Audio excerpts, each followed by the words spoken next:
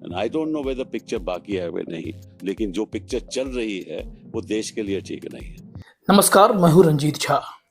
एक important case में फैसले से ठीक पहले सुप्रीम कोर्ट को और सीजेआई डीवाई चंद्रचूड़ को कपिल सिब्बल ने बड़े उलझन वाली सिचुएशन में डाला है और उन्होंने ऐसा देश हित के लिए ही किया है। दरअसल कपिल सिब्बल ने इनकी आत्मा को झकझोरने की कोशिश की है, क्योंकि केस बहुत ही महत्वपूर्ण है जिस पर पूरा देश टकटकी लगाए बैठा है कि सीजेआई डीवाई चंद्रचूड़ फैसला क्या करेंगे। कपिल सिब्बल ने सुप्रीम कोर्ट से कहा है कि आपको अपनी गरिमा बचाने की जरूरत है और समय आ चुका है कि सुप्रीम कोर्ट अपनी गरिमा बचा ले। और इतनी गंभीर टिप्पणी किस केस में हुई है, निश्चित तौर पर आप जानना चाहेंगे। तो आपको बता दें कि बहुत ही बड़ा फैसला आ सकता है स्टेट बैंक द्वारा डाली गई याचिका, जिसमें इलेक्टोरल बॉन्ड के डिटेल को देने में एसबीआई ने असमर्थता जताते हुए 4 महीने का अतिरिक्त समय मांग लिया है। ऐसे में एसबीआई के खिलाफ अवमानना की याचिका भी पड़ गई है। एडीआर की तरफ से प्रशांत भूषण भी इस केस में गए हैं और उन्होंने सुप्रीम कोर्ट से कहा है, सीजेआई साहब से कहा है कि आप जल्द से जल्द एसबीआई के खिलाफ कंटेम्प्ट ऑफ कोर्ट का केस चलाएं।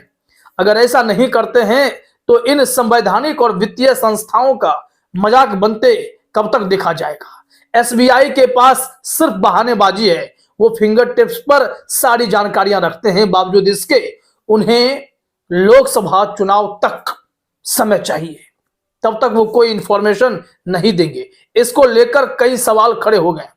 सीजेआई डीवाई चंद्रचूड़ इस केस की गंभीरता को समझते हुए तुरंत कहा था कि आप हमें ईमेल भेज दीजिए, हम इस केस में देखते हैं क्या करेंगे। अवमानना का मामला बनेगा तो केस आगे बढ़ाया जाएगा। सुनवाई की घड़ी और फैसले की घड़ी साथ साथ आने वाली है और यहां अगर सुप्रीम कोर्ट को अपनी गरिमा बचाए रखना है तो निश्चित तौर पर कोई बड़ा फैसला तो करना ही पड़ेगा। दरअसल आपको एक बात ध्यान रखना होगा कि इस वक्त देश में चल क्या रहा है। एक ट्वीट दिखाते हैं आपको कि किस कदर संवैधानिक संस्थाओं के साथ और वित्तीय संस्थाओं के साथ यह सरकार खिलवाड़ कर रही है और ऐसे में एसबीआई के खिलाफ कोई ठोस निर्णय अगर सुप्रीम कोर्ट से आएगा तो यह मील का पत्थर भी साबित होगा। और कपिल सिब्बल जैसे बड़े वकील इसी जुगत में लगे हैं कि सुप्रीम कोर्ट न्याय कर पाए।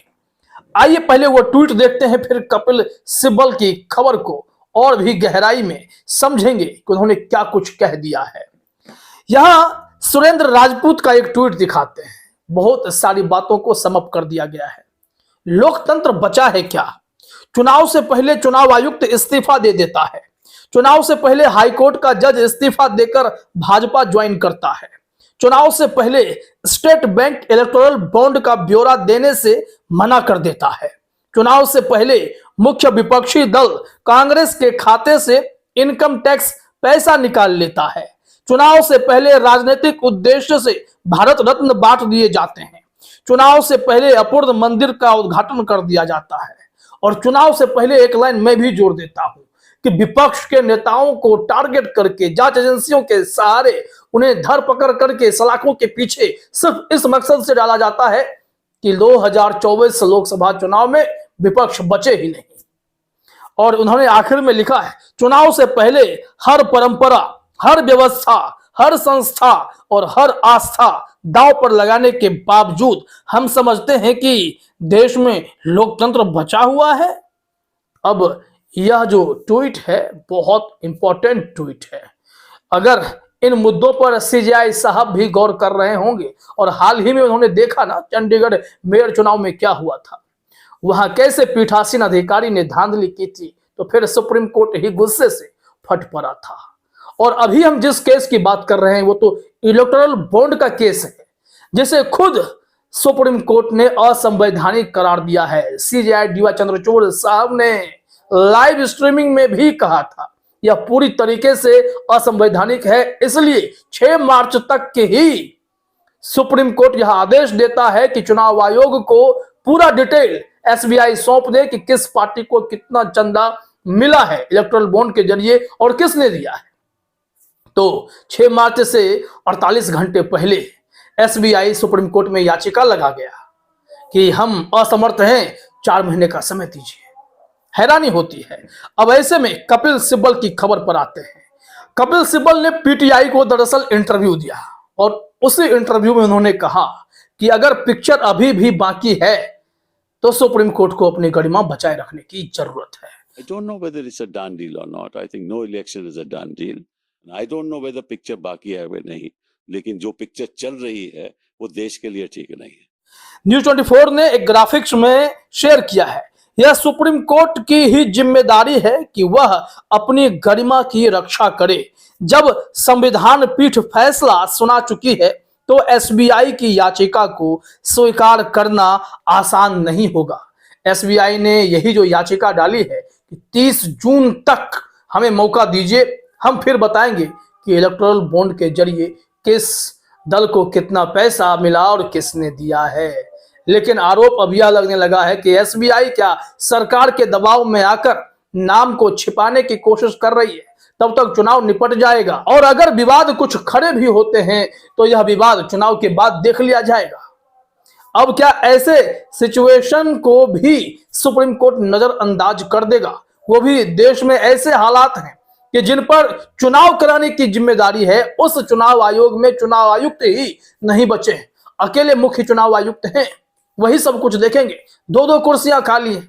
अब खबर मिल रही है कि 15 के बाद यह बैठक हो सकती है या 15 तारीख को प्रधानमंत्री नरेंद्र मोदी अपनी नई टीम के साथ बैठक करेंगे और फिर तय करेंगे कि चुनाव आयुक्त तो कौन होगा। अगर उसमें भी यशमैन आ जाता है तब क्या होगा, जरा सोचिएगा। आइए इस रिपोर्ट को देखते हैं कि क्या कहा गया है कपिल सिब्बल के द्वारा, पूरी बातें क्या हैं। हिंदुस्तान ने भी हेडलाइन में लिखा है, अपनी गरिमा बचाए सुप्रीम कोर्ट, चुनावी बॉन्ड पर एसबीआई के द्वारा समय मांगने पर बोले कपिल सिब्बल। हिंदुस्तान ने इस मामले में जानकारी दी है कि सिब्बल ने चुनावी बॉन्ड के विवरण का खुलासा करने के लिए एसबीआई द्वारा कुछ और वक्त मांगने पर कहा कि कोई किसी को बचाना चाहता है।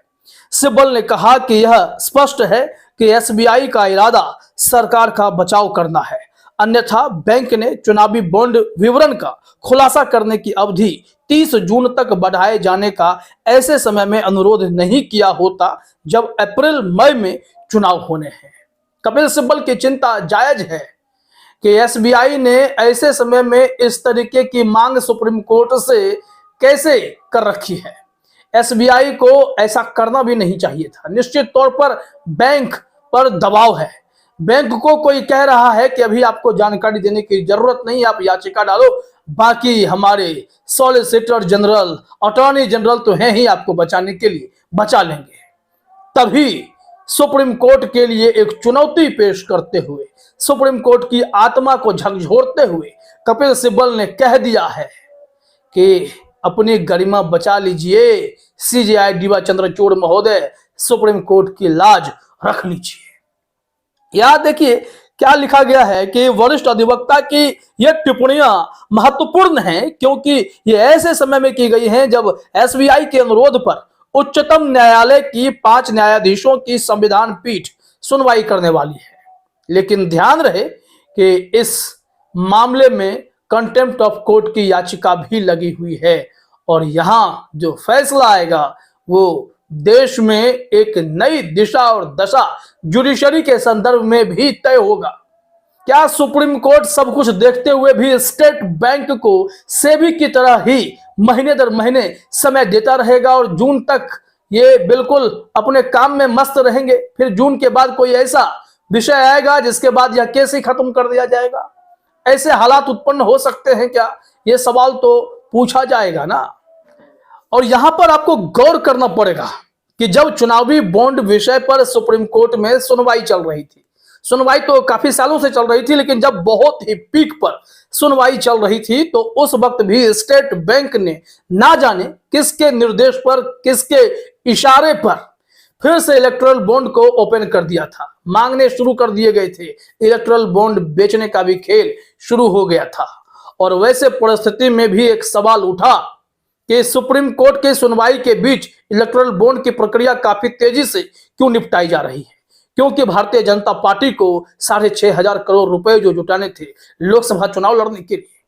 क्या सुप्रीम कोर्ट इन बिंदुओं पर गौर करते हुए ऐसे मामले में पूरी डिटेल इनसे नहीं मांग सकता है? आखिर कौन कौन वैसे लोग हैं जिन्होंने सरकार के दबाव में आकर डर से उन्हें चंदा दिया है और बाकी पार्टियां मुंह ताकते रह गई हैं? क्योंकि एक रिपोर्ट आई ना न्यूज लॉन्ड्री की, उसमें कहा गया था कि कई कंपनियों को डरा धमकाकर उनके ऑफिसेज पर, उनके अधिकारियों के प्रेमिसेज में रेड डालकर, उन्हें सलाखों के पीछे भेजकर उनसे जबरन चंदा वसूली की गई। बताया जाता है कि 335 करोड़ रुपए चंदा वसूले गए और सबने बीजेपी को ही, केंद्र सरकार की पार्टी को ही पैसा दिया। और यह भी हैरान कर देने वाला खुलासा था। समझिए जरा, इस खेल में इलेक्टोरल बॉन्ड कितना बड़ा विलेन के तौर पर सामने आ रहा है। और इस सेंसिटिव मामले में अगर सुप्रीम कोर्ट कपिल सिब्बल की बातों पर गौर करते हुए यह नहीं कहेगा कि हां, अब सुप्रीम कोर्ट को भी अपनी गरिमा बचाए रखने की जरूरत है और ऐसे संवैधानिक संस्थाओं में हो रहे खिलवाड़ पर ठोस कदम उठाने की भी जरूरत है, एसबीआई को एक सबक सिखाने की भी जरूरत है कि आप जैसी बैंकिंग संस्थाएं कैसे सरकार के दबाव में आकर इस तरीके की मांग कर रहे हैं जो कि हास्यास्पद नजर आते हैं। टेक्नोलॉजी के वर्ल्ड में सारे डिटेल्स आपके कंप्यूटर में फिंगर टिप्स पर। आपने इससे पहले भी कई दफे वित्त मंत्रालय को ऐसी सूचनाएं दी हैं 24 से 48 घंटे के भीतर। फिर क्या दिक्कत है भाई, आप दे क्यों नहीं रहे? दे दीजिए। देखिए, अब कुछ ही घंटे के बाद आप सुनवाई भी इस केस में देख लेंगे और जो निर्णय आएगा वो देश के लिए एक बड़ा मिसाल कायम कर सकता है। अगर कपिल सिब्बल ने जिस हिसाब से सुप्रीम कोर्ट को उनकी गरिमा याद दिलाई है उस पर ही कोर्ट चला तो। फिलहाल इस वीडियो में इतना ही। आप सभी का हमसे जुड़ने के लिए बहुत बहुत धन्यवाद।